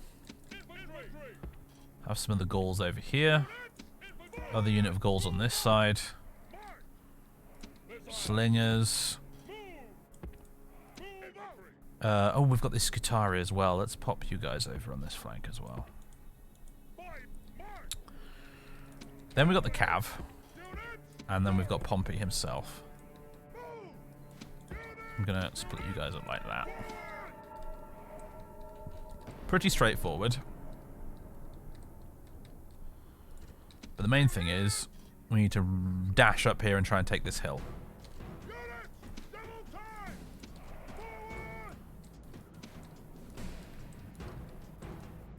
Fight on the slightly flatter ground up here. It's going to wear him out a little bit running up here, though, I imagine. Hopefully not too much, though. And there's Sertorius and his boys, who, unfortunately, doing the real Quintus Sertorius a massive injustice here, probably, by commanding his troops like an absolute imbecile because it's the Rome 1 AI. It's the same. It's the Napoleon problem, unfortunately. It's like if you play Total War Napoleon and you don't play as Napoleon, inevitably you will have to fight Napoleon himself on the campaign map, and he will play like an imbecile because he's using the Total War AI. Which is a real immersion killer, I have to tell you. I remember distinctly I was playing with the Napoleonic Total War 3 mod. And I was playing as the British, because of course I was. Because I like my naval battles, actually, mainly. That's the main reason I was playing as the British. But I fought my way up through the Spanish Peninsula into France itself. I marched my redcoats up into southern France. Finally, there do I confront old Boney himself upon the field of battle, and what does he do? He charges his general's bodyguard unit straight into a bunch of wooden stakes and gets absolutely decimated by musket fire. And thus pretty much ended the battle in the first opening 5 minutes. And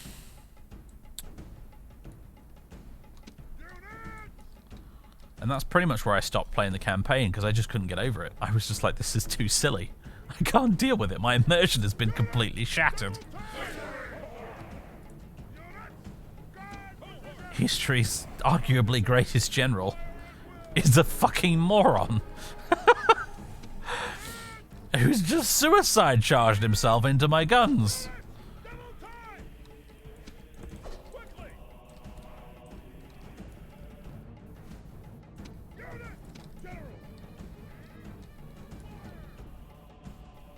Oh!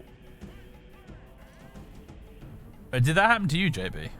He ran across in front of his cannons while they were firing and just... Okay, that sounds pretty standard for the Total War AI as well. Okay, that's pretty hilarious. And to think he was an artillery officer originally as well, right? So, how's that for irony?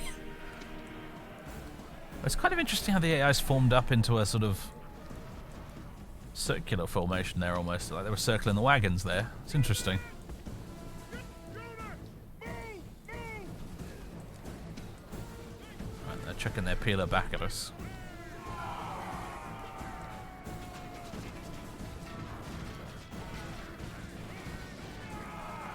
There we go, some quality legionary on legionary action down here.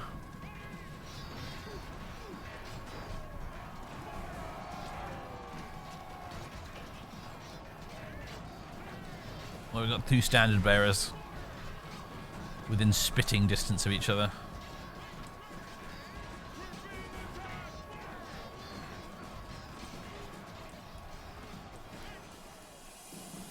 Oh, hello. My poor cavalry are just getting skewered right now. Speaking of which, same thing's happening over here. I'm being inattentive. I'm enjoying the eye candy too much.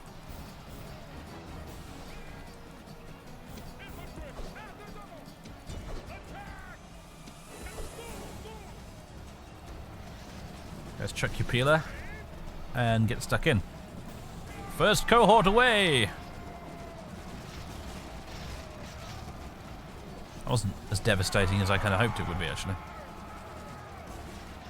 You didn't even charge properly, silly bastards. Oh well. You know what? You guys engage those legionaries. If you can. Alright, never mind. You decided to charge that way instead.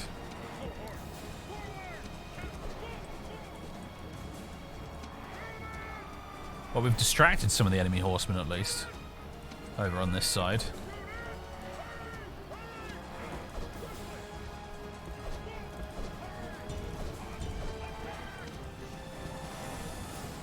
Charge into the rear of these guys. How much damage will actually do, though? Oh, a fair bit. We knocked a lot of them down. Good, good. They are legionaries, though, so... And we're on hard difficulties, so... Man for man, their legionaries are actually better than ours are.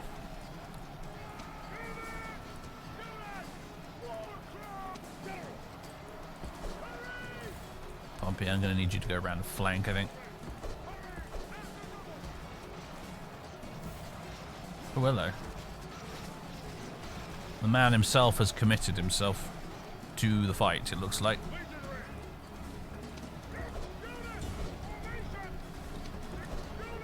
Actually, no, don't go charging into Sertorius. We kind of need you to charge into the back of the main battle line, really, actually. Oh my god, this poor cavalry unit's getting massacred. Run away!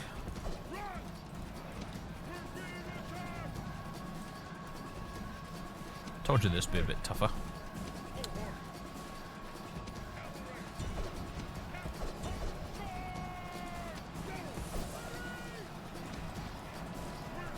Okay, here we go. Nice rear charge into the enemy legionaries. Actually, these aren't legionaries, these are Scutari. But close enough. We're going to need to cycle charge this, so out you come. There's an absolute mess on the left flank here, but hoping it's under control mostly.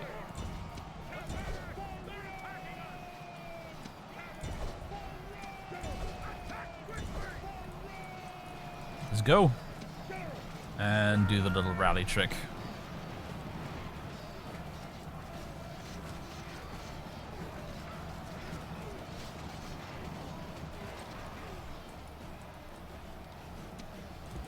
Roll up this main battle line, but obviously the enemy's been quite stubborn because their troops are very good, and also Sertorius himself is very good. He's got like, I don't know, like I think at least 6 command stars, maybe more,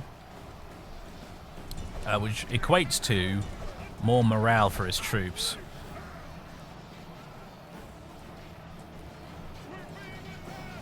Which means they'll be harder to break.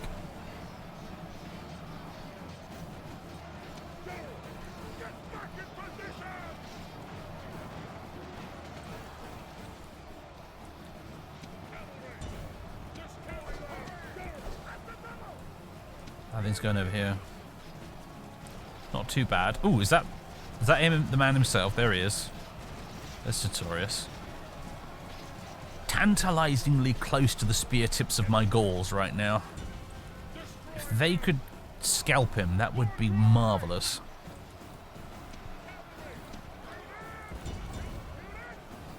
Let's get you guys out of guard mode. Just chuck your peeler, have at him, enjoy.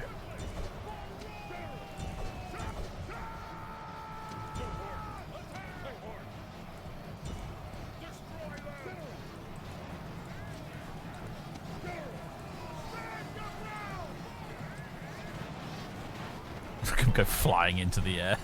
You gotta love Rome Total War 1's cartoon physics.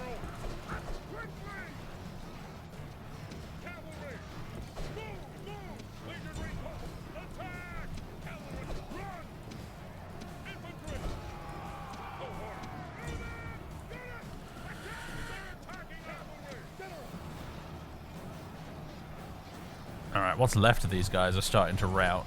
They've held out pretty heroically, though. You gotta hand it to them.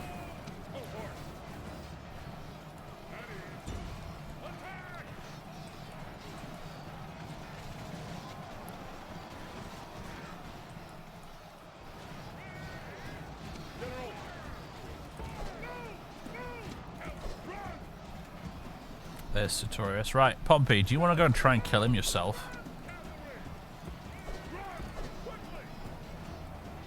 I think you should give it a go, me old mate. Meanwhile, we'll try and sort this out.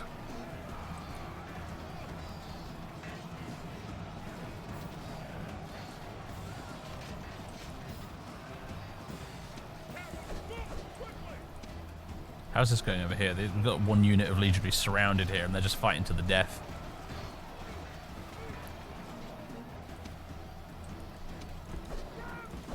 There he is. Just decided to go right into the middle of all that. Gonna die like a hero, apparently.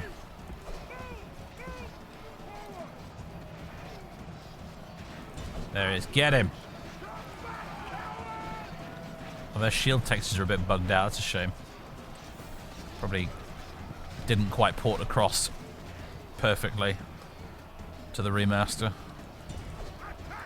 This is a beta, by the way. I should point out, actually, this version of 77 BC is technically a beta. It says so on the workshop page. So there's room for a few glitches here and there.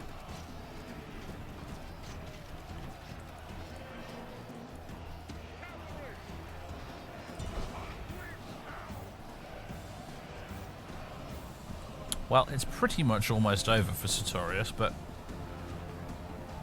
he's proving elusive. I need to kill them. If we can kill the man himself, that'll pretty much wrap it up, I think.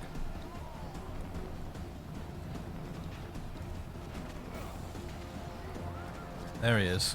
Come on. Somebody kill that man.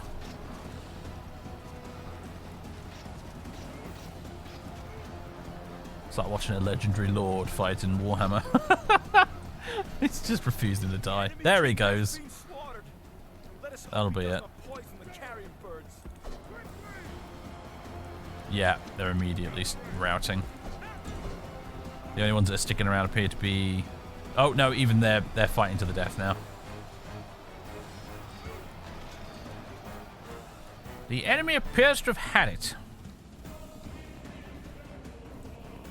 What the heck? Just, excuse me, one moment.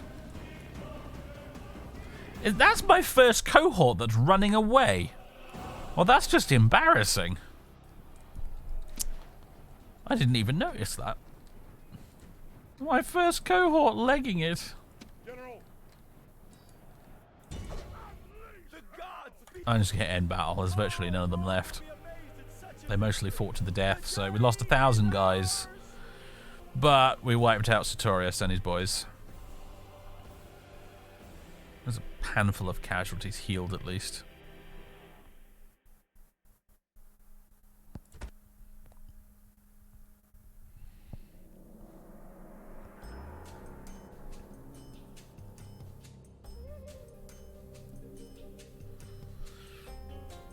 Well, how embarrassing. We've still got them. There's 21 of them left. So we've still got the first cohort at least. Alright, move you up a bit. I wonder what they'll do in the end turn. Will they run away or will they actually continue the siege? That's a good question. I don't think we're going to find out though, because that's pretty much it for this this stream, everybody. We've run out of time. It's nearly 8:15, and I need to go get some food. So, ladies and gentlemen, I hope you've enjoyed. This has been 77 BC, the rather wonderful mod for Rome Total War that has now officially been ported over to the remaster, and by golly, I recommend it. It's really good fun. if you like your ye old style Rome 1 style Total War action, this is just great. Being able to start off with a already very well expanded Roman Republic, in addition to all of the famous characters and scripted events and stuff, to keep it challenging, it's just great. I mean, as I said before, I love campaigns like this where you start off as a large faction that's going through some difficult times. I find those to be some of the most entertaining campaigns, personally, rather than the ones where you start off really, really tiny and then expand. I love these. I love this stuff. Heartily recommend, 10 out of 10. And I should point out, you know, even though it is an absolute blast just playing as Rome like this, there is a ton of other playable factions in this mod that are absolutely worth your time. That, again, like Judea, for example, down here, who typically don't really show up in a lot of Total War campaigns, like at all, not even as a playable faction. And Nabatea as well, they're an interesting one, located down sort of that way.